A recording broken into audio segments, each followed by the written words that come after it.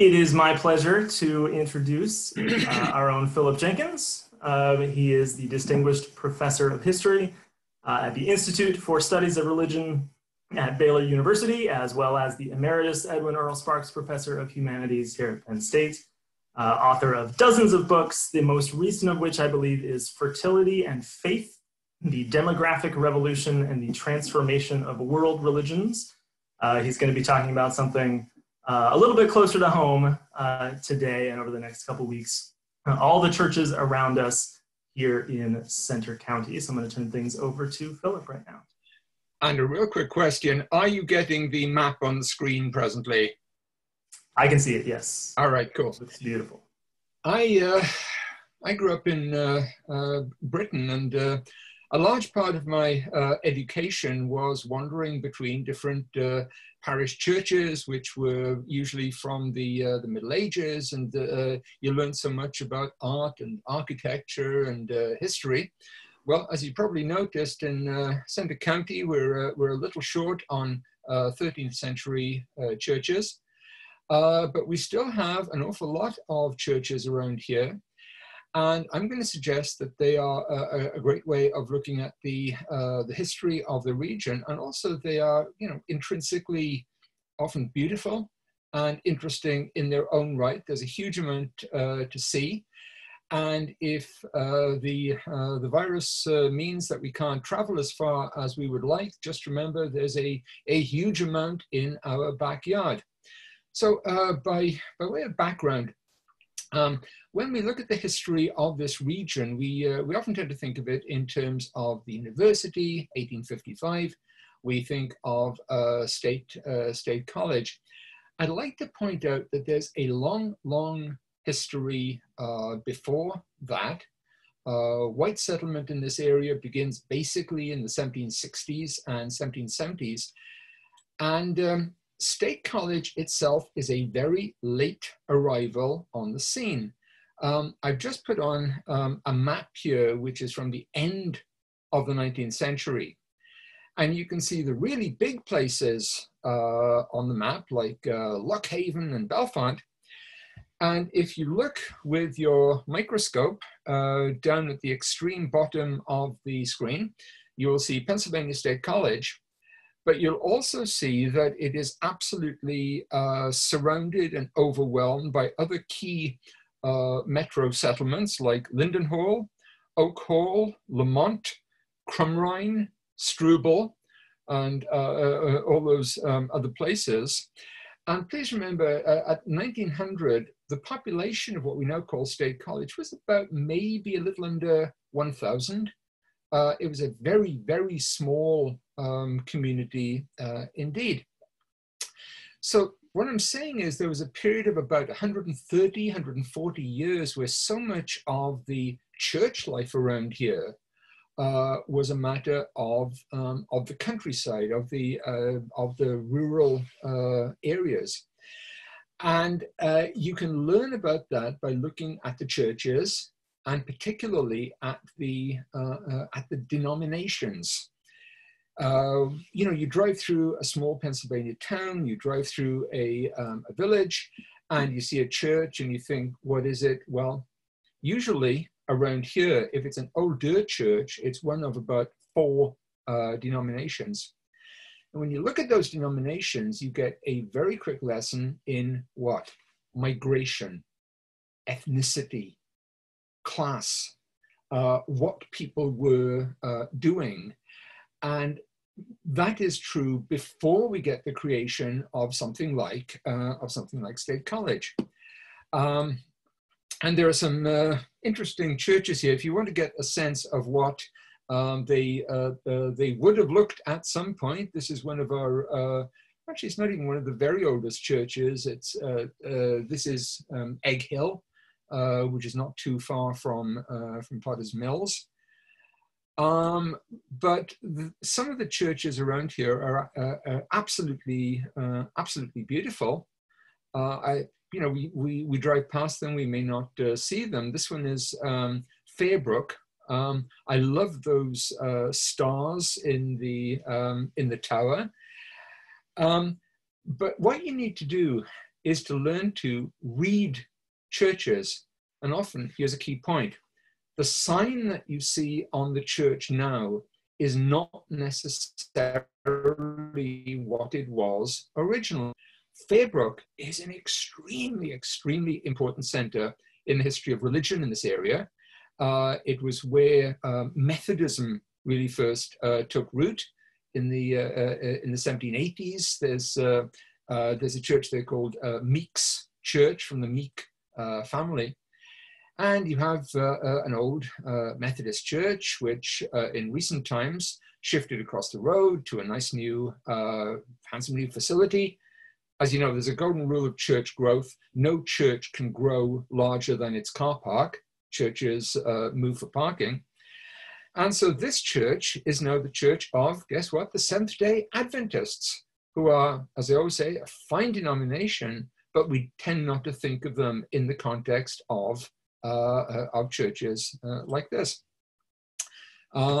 Many of these churches are now disused, they're abandoned. This is Leighton Hall. And I have seen lists of something like 40 to 50 disused, deserted, or abandoned churches in Centre County alone. There is a lot to be seen.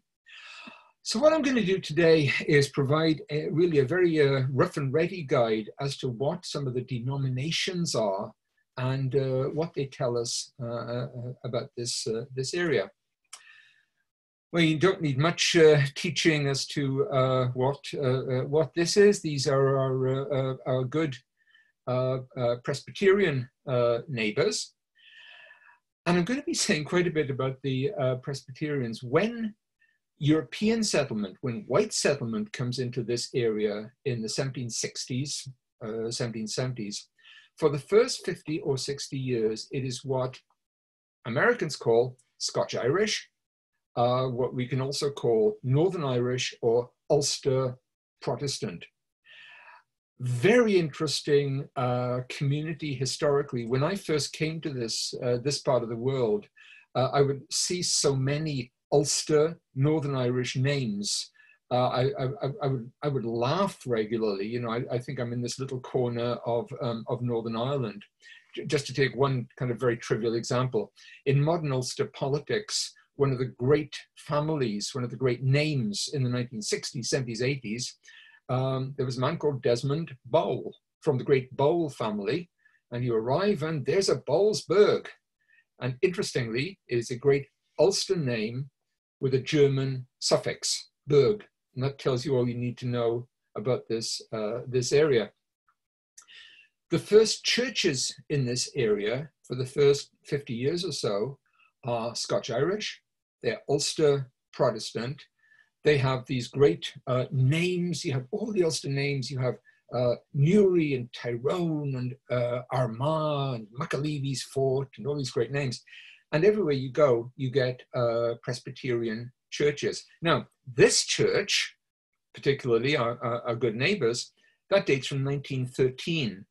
And it's the end of a long sequence, a long story. Here it is very roughly.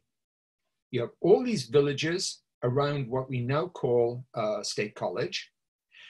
They develop their churches, and as State College emerges as a new town, even a new city in the 1910s, so they colonize the new town. Let me just give you a real quick history as to where this Presbyterian presence comes from. The first white settlement in the area, 1760s.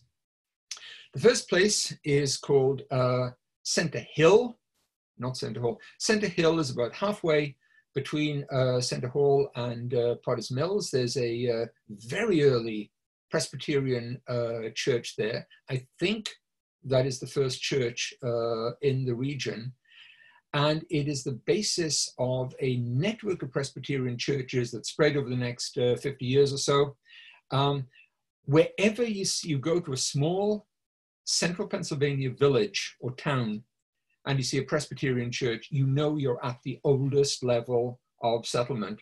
It's kind of interesting how many of them are Creek because you think of these settlers coming up the rivers and the creeks. Where do they go? They go to Spruce Creek, Spring Creek, Sinking Creek, and they build these churches.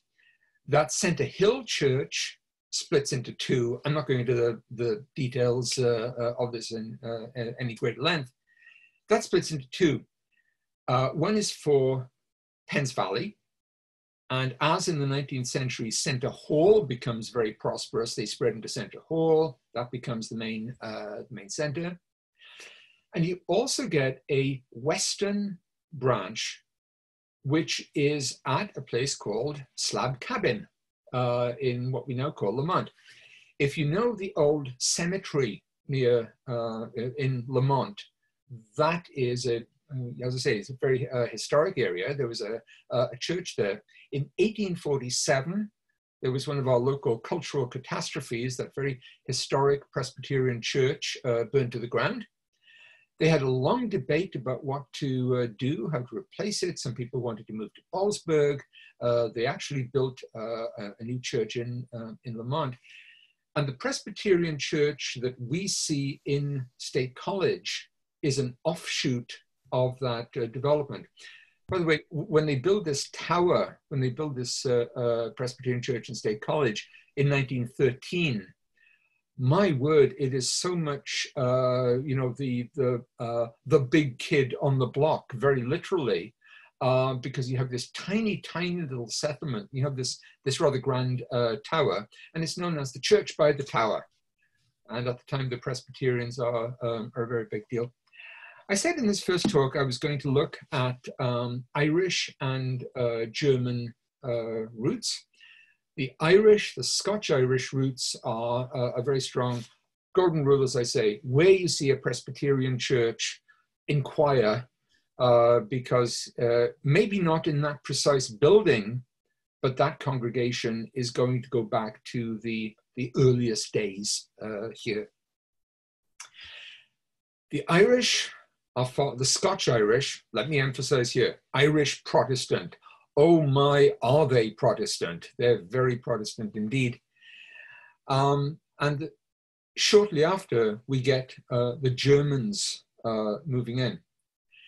Now, when people think of Pennsylvania German, they often think Amish, they think Mennonite, they think of these groups like the Dunkers and so on.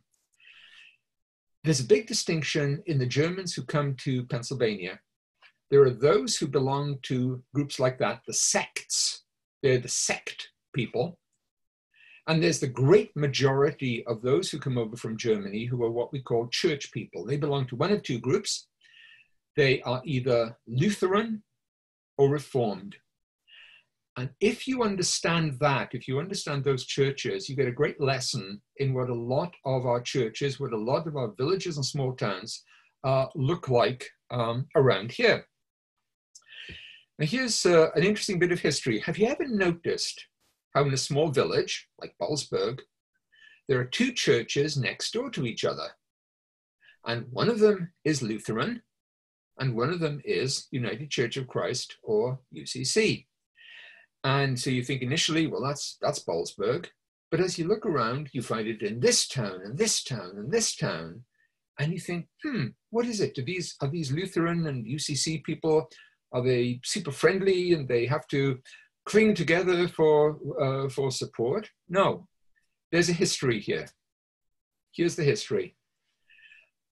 Most of the Germans who came to this area came from land that was ruled by the Kingdom of Prussia in Germany. They didn't come from the part of Germany that's called Prussia, but they came from Prussian-ruled territory.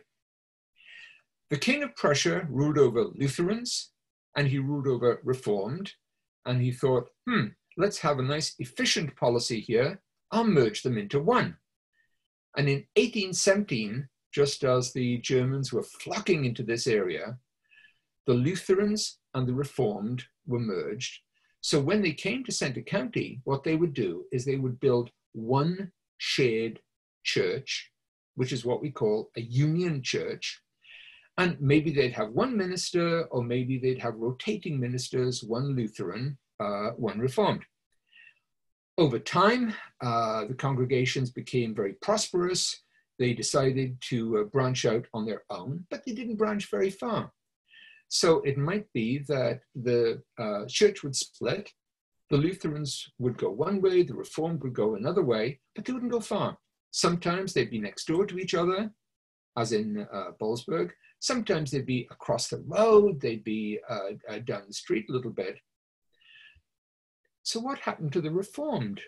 Well, interesting question.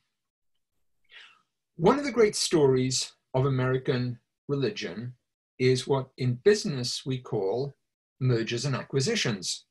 That is, churches join together, they separate, they break up.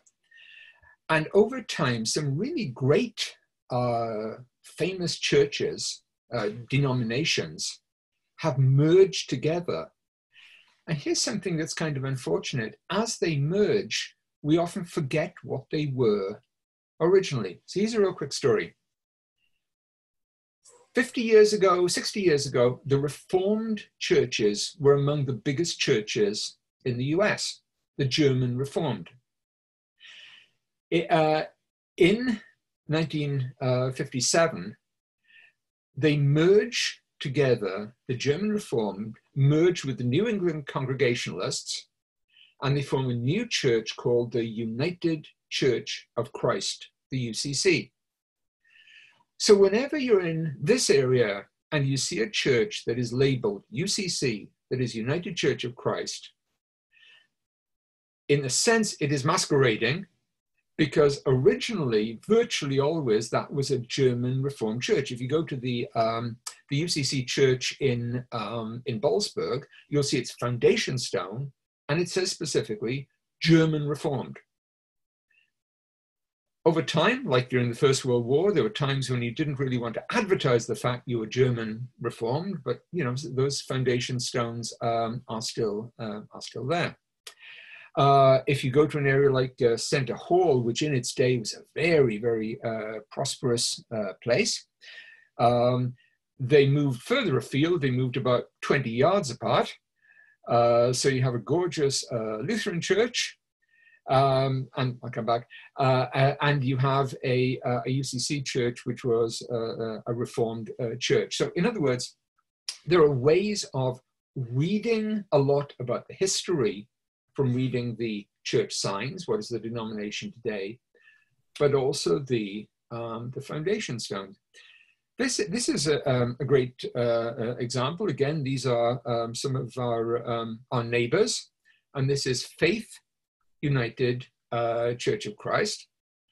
And you walk by it, and you walk down College Avenue, and there's a history here. In the early 20th century, the Presbyterians wanted to set up a brand new church to appeal mainly to the college students and the faculty at this new emerging Pennsylvania State College. So they started building this really grand new building. After a while, they decided it wasn't grand enough. So they passed that on to the Reformed. That became the Reformed Church, and the Presbyterians moved to where they are today. Faith became a German Reformed church, and it's now Faith UCC. Don't worry if you forget or don't follow these particular directions and trajectories. But the point is, if you go around any particular Pennsylvania community around here, there are going to be 4 old, what you might call foundational groups. And I'm sorry to tell this audience, Episcopalians aren't one of them. There's Presbyterians, there's Lutherans, there's Reformed who become UCC, and there's Methodists. And I'll come back to Methodists in a second. In Pennsylvania as a whole, in the 1920s, Lutherans, I think, are significantly the largest denomination. Methodists are up there. By the way, I'm not talking much about these today. I'll talk about these in like another presentation, but you could also do a whole presentation in what are the churches that we don't see around here. Baptists, mainly the Baptists, are not at a particularly early level. There are some in the county, not around this part of the world. In the very early days, we don't have some of the groups like Amish, Mennonites. We don't particularly have Quakers, who people think of always in the context of Pennsylvania. Not so much in this area at the earliest level. So what are these early groups? Well, Presbyterian, very simple. It's denominations become ethnic badges. Presbyterian, you see Scotch-Irish. Lutheran, you see German. UCC, around here, you see Reformed, you see German. Incidentally, all those churches, great intellectual traditions, seat of many kind of great religious movements and scholars and so on. Well, this is kind of interesting. The other interesting thing, I said that signage changes over time, and as congregations grow, so they move to new premises. And you may say, well, gee, what is that building? And that is Grace Lutheran Church. Or that is Grace Lutheran Church as it was when it was pretty much at the junction of College and Atherton. In the 1960s, they prosper. I don't mean to trivialize anyone here. All churches and denominations do it. They need more parking. Car parking is a driving force. They developed this very fine new structure as Grace Lutheran. You can actually trace the growth of State College as they develop these new, rather daring architectural styles. I'll come back to this one in a second, but that's an interesting one, which sort of tells my story. If you wander around the little towns and villages within a 15 to 20 mile radius of State College, you'll see a huge number of churches that are active or disused. You're going to see the denominations I mentioned, but there's one other big name that you're going to see, which is Methodist. And in fact, there are so many Methodists around, you begin to wonder just why. And there is an interesting reason for that, which tells you a story. Here's a story.